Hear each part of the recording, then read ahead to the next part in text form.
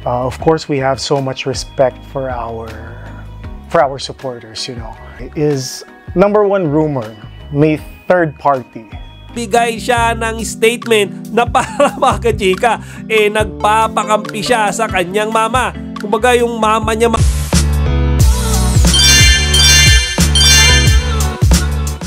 Magandang araw mga kachika! Rigel po ulit ang inyong Chika Patrol. Bago tayo magsimula mga kachika, inaanyayaan ko muna kayong mag-subscribe dito sa ating munting channel para palagi kayong updated sa mga latest at nagte-trending na mga showbiz balita. Talaga namang inuulan ngayon ng napakadaming blessings ang ating chinita princess na si Kim Chiu.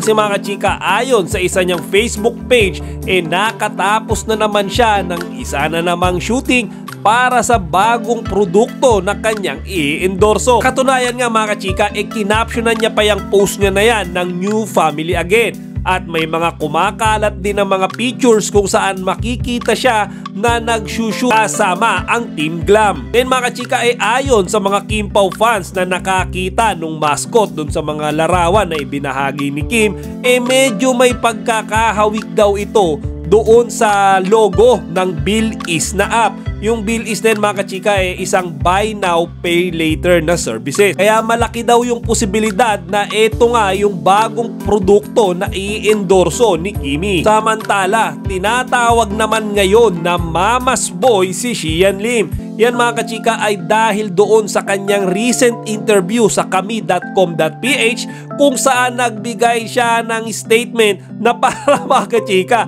nagpapakampi siya sa kanyang mama. Kumbaga yung mama niya mga kachika siguro yung tumutulong ngayon kay Xian na mag-move on at siguro suportado nun yung relasyon nito kay Iris Lee. Ito mga kasika, basagin natin yung message ni Xian Lim. My mom, she advised me to stay away from the news from all social media platforms because things were getting too out of hand. She also advised me to not mind all the fake news and the things people are saying about me. That deep inside, we know the truth and that's all that matters.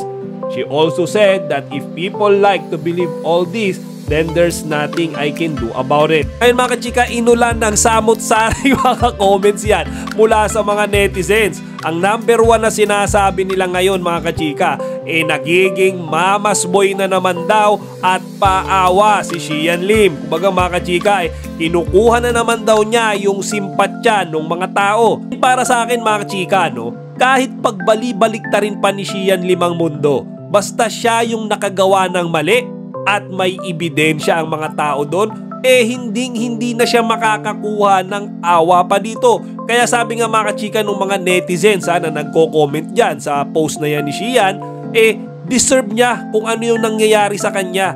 Kumbaga yung ginawa niyang kalokohan kay Kimi, yan yung nagiging epekto at karma sa kanyang buhay. Kaya siguro mga kachika, dahil wala na siyang mapuntahan, alam ng lahat na siya yung may mali, kaya pupunta na lang siya kay mama kasi syempre kay mama paniguradong siya yung kakampihan at yung magmumukhang inagrabyado. O siya mga kachika, hanggang dito na lang muna. Sana huwag nyo kalimutang ibahagi ang inyong mga opinyon dito sa comment section. Chika Patrol signing out! Chika, huwag niyong kalimutan mag-like, comment, and subscribe. Para sa iba pang mga celebrity news, i-click lamang ang mga videos na ito.